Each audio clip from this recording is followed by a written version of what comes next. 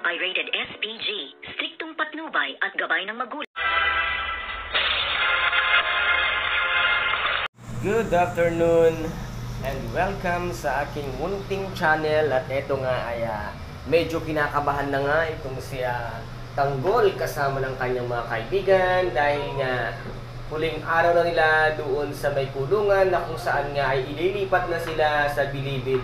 At ano kaya ang pinaplano at binabalak nito nga si Olga para pahirapan at pasakitan ang kanyang buhay dahil nga nais maghiganti nitong si Olga dahil sa pagkamatay nga ng kanyang anak na si Tanggol nga ang kanyang sinisisi. At dito naman ay patuloy na naghahanap nga ng gamit itong si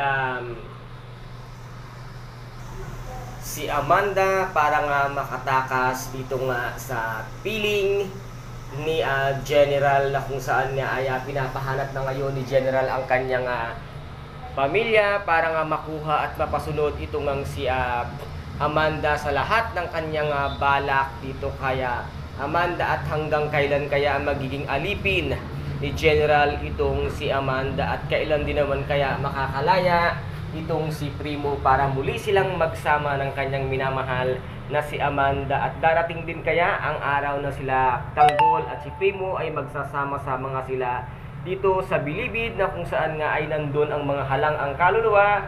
At Tanggol, mag-iingat dyan sa iyong bagong kalalagyan dyan nga sa Bilibid.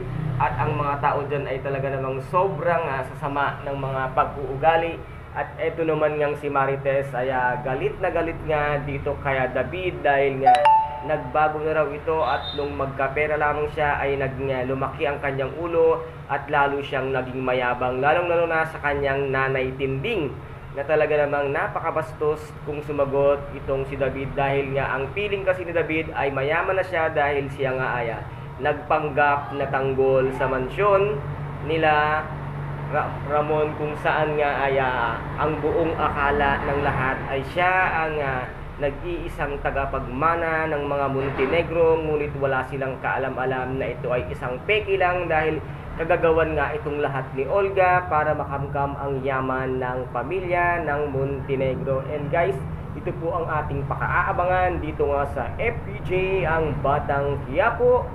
At kung nagustuhan po ninyo ang aking video for today, paki-subscribe na lamang po ng aking channel, paki-like and share din po para mag-update kayo sa lahat ng gagawin kong video. Maraming salamat po. Ingat, God bless and bye-bye!